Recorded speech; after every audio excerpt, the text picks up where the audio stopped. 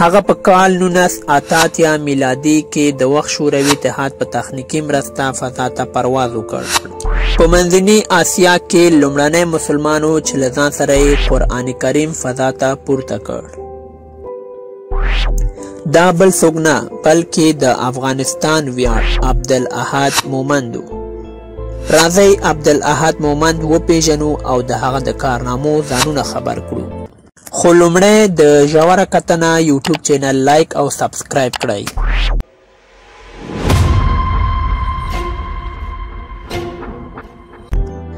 عبدالاحد مومند په کال 1959 د جنورۍ په لومړۍ نیټه د غزني ولایت اندړ ولسوالۍ په سردیبند کلي کې زیږېدلی.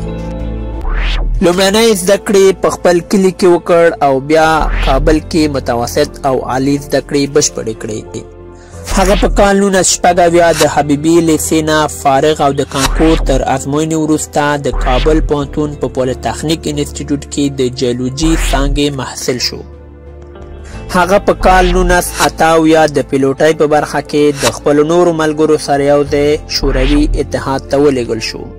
په کال 1981 د کراسوندار او کیف په پوځي هوایي مسلکي مکتب کې د پیلوټۍ په برخه کې مسلکي زده کړې وکړې.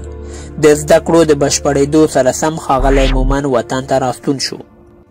هغه د 1981 څخه تر 1984 کاله پورې د بګرام هوایي ډګر کې د هوایي قواو د پیلوټ په توګه دنده سرته رسوله. هغه په 1984 کال په وروستیو کې د فضانوردۍ لپاره نوماند شو. د افغان شوروي فضایي پروګرام په چوکاټ کې شوروي اتحاد غوښتل یو افغان فضانورد فضا ته واستوي. له لسګونو افغان پوځي پیلوټانو یوازې 2 کسان وټاکل شو، عبدالاحد مومند او محمد دوران. دواړه د طبي، فزیکي، رواني او فني ازموینو نه تیر او بالاخره عبدالاحد مومند انتخاب شو. عبدالاحد مومند د 1984 څخه تر 1988 پورې د سټار سیټي په نوم د روسي مشهور فضایي مرکز ته ولېږل شو تر څو هلته فزیکي او رواني فشارونه، اضطراري حالتونه، د ساینسي تجربو عملي، فضا کې بې وزني حالت او فضایي کپسول چلونه زده کړي. عبدالاحد مومند په کال 1988 د اګست په 29 د سیوس TM 6 فضایي بیړۍ په مرسته د افغانستان پر وخت د ماښام په 6:30 دقیقې فضا ته پورته شو.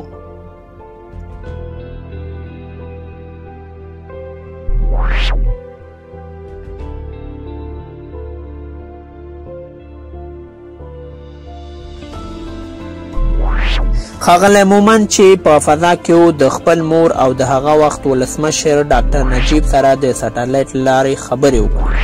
ښاغلی مومند او ملګرو یې په فضا کې یوازې 9 ورځې تېرې کړې او بیرته د هماغه کال یعنې 1988 د سپټمبر په 9 ځمکې ته راستون شول. ښاغلی مومند د خلکو او دولت د تود هرکلیو سره مخ شو چې دا د افغانستان په تاریخ کې یو تاریخي شیبه وه.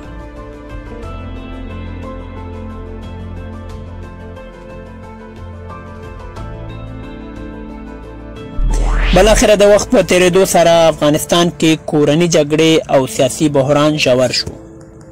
د ډاکټر نجیب حکومت د سقوط سره مخ شو او ډیر چارواکي او پوځیان خپل وطن پرېښود او ښاغلی مومند هم خپل وطن پرېښود او جرمني ته هجرت وکړ او تر ننه پورې ښاغلی په جرمني کې خپل ژوند ته دوام ورکوي.